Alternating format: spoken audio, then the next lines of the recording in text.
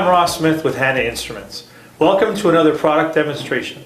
I'd like to introduce you to the HI 2211 benchtop meter for pH, millivolt, and temperature in Celsius. Now I'd like to show you what you receive in the box when the product arrives. Now that we've unpacked the box, I'd like to show you what we have inside.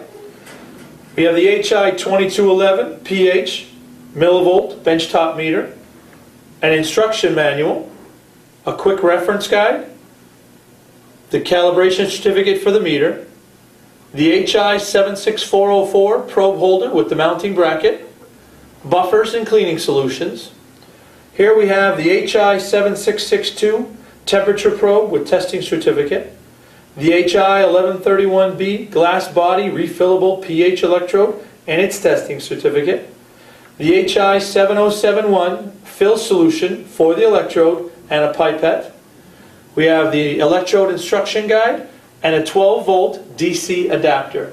Now I'd like to show you the features of the HI 2211 benchtop meter. Let me show you the features of our unit. We have a large LCD display. We have the calibration button, the confirm button. When we're in manual temperature compensation mode, we have the Celsius buttons up and down.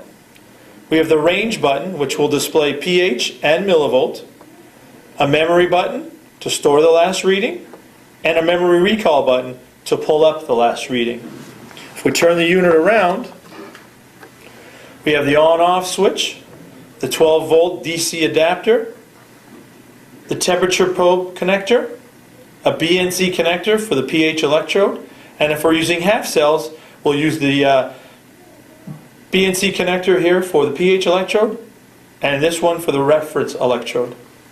Underneath, we have two screw holes for the mounting bracket for the pH probe holder.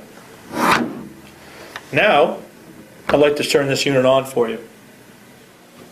We've connected the probes to the meter. We're ready to turn the unit on. At the moment, we're in manual temperature compensation mode. You can see the flashing C. In this mode, we can increase or decrease the temperature as necessary. When we connect the temperature probe,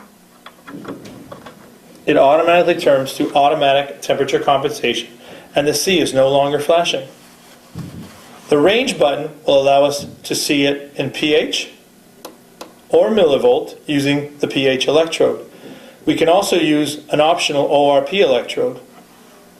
The memory button stores the reading, and the memory recall button pulls up the last reading stored. At the moment, we're conditioning our electrode in storage solution. We recommend up to at least 2 hours. If you do not have any storage solution, you can use any one of our buffers. Now we're ready to calibrate. We remove our probes from the storage solution. We rinse them off with deionized water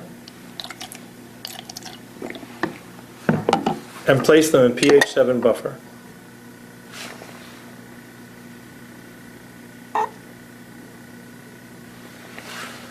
We remove the refill cap.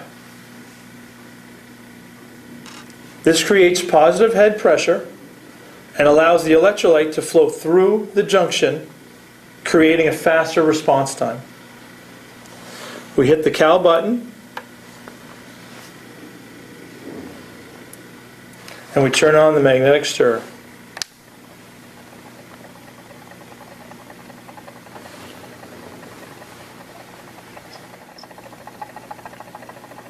Now that the reading is stabilized, CFM is displayed, and we hit the CFM button.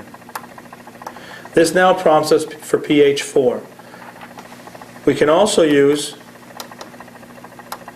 pH 9 or 10. In this case, we're measuring a sample in the acidic range, and we'll use pH 4.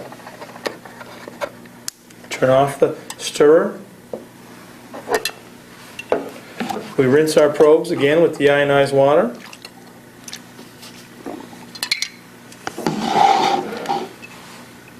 Place the probes in pH 4 buffer and start to stir.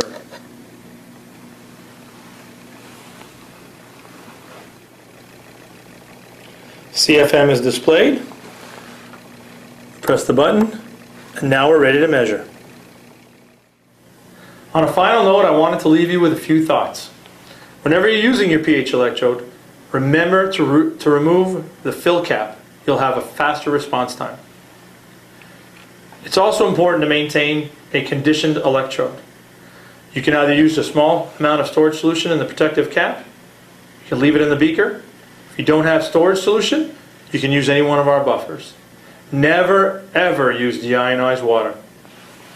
If you have any experience with drifting or erratic readings, we do sell cleaning solutions that'll help you with that. Now, I'd like to thank you for your time.